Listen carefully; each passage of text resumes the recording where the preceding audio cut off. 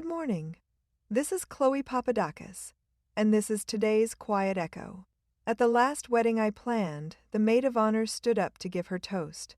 And before she even got a word out, 100 arms went up all around the room holding phones.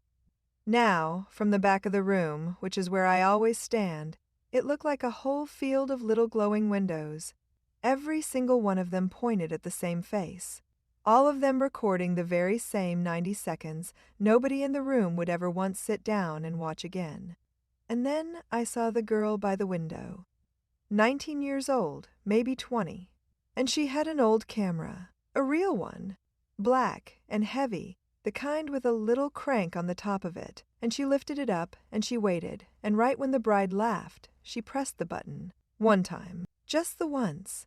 And then she wound the little lever forward with her thumb, and she lowered the camera, and she went right back to watching the toast with her own 2 eyes.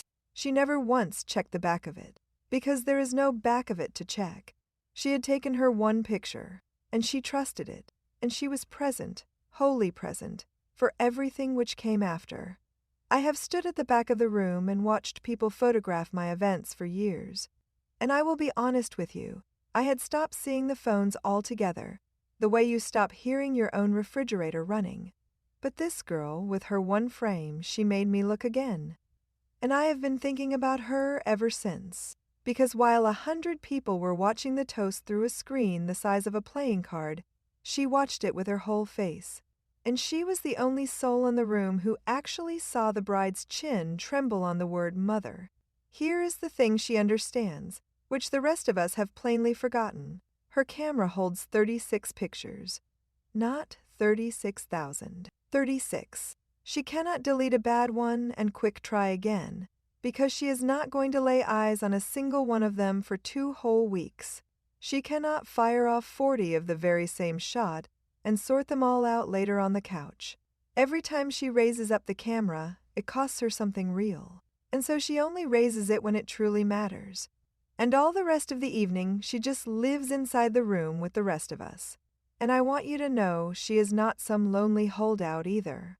And this is the part which honestly surprised me. Film is not dying.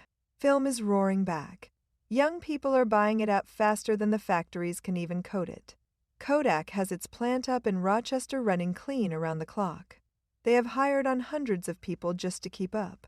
And they told their own shareholders they are going to have to spend still more, because the hunger for film just keeps on climbing. A whole generation raised from birth on the infinite photo is walking into camera shops and choosing 36. Now let me tell you about the 2 weeks, because I think the waiting is a part of the gift, and nobody talks about it. When the girl drops her roll at the counter, she has to wait. Days, sometimes a couple of weeks. And in the waiting, the wedding gets to settle in her the way a good meal settles, or a good long conversation. She is not sorting and cropping and posting before the cake is even cut. She lets it be over first.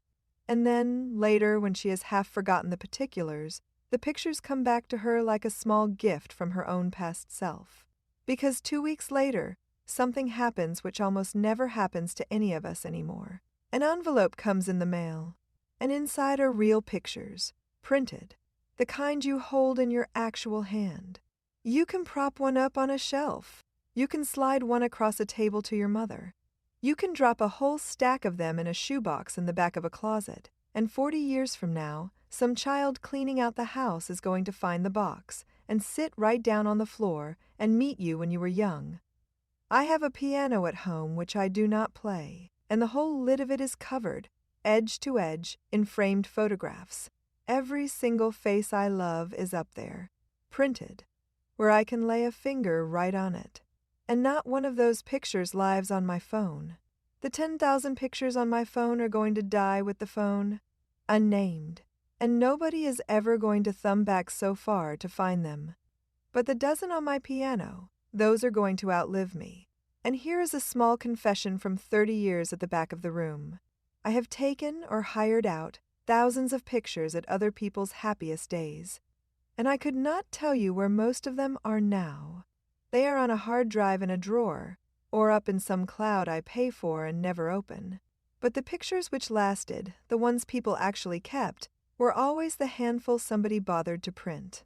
A photograph nobody prints is a photograph nobody keeps. I have watched it be true for 30 years and only just now said it out loud. So, no. I am not going to stand here and tell you to throw away your phone. Lift it up at the toast, right along with everybody else.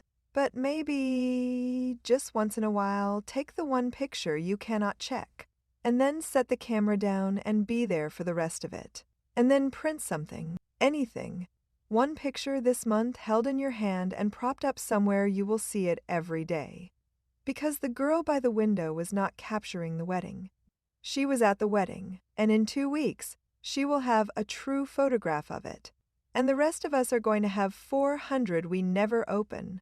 She only needed the one. The front porch is open. What is the one printed photograph you would run back into a burning house for? Come and tell us, and if we get something wrong, tell us, and we will run the correction. The readers of the Cedar Valley News are gathering to share their stories and keep company with respect, without party lines. Come sit with us. I will put the link in the show notes. This is Chloe Papadakis, your host for today's Quiet Echo. Thanks for listening. Quiet Echo is part of the fictional Cedar Valley News series, written by Evan Swenson, publisher, and Claude Marshall, AI developmental editor.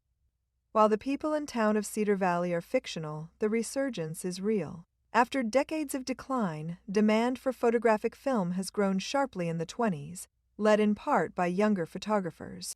Eastman Kodak has moved its film operation in Rochester, New York, to around-the-clock production and hired hundreds of workers to meet demand, and stated in its 2025 annual report it would need to invest further if demand for film continued to grow, as reported by Chemical and Engineering News.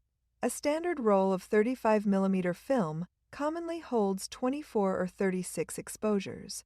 Film prices have risen, and the revival is documented across the photographic press. You've been listening to the Cedar Valley News Podcast, where small-town voices meet the headlines shaping our world.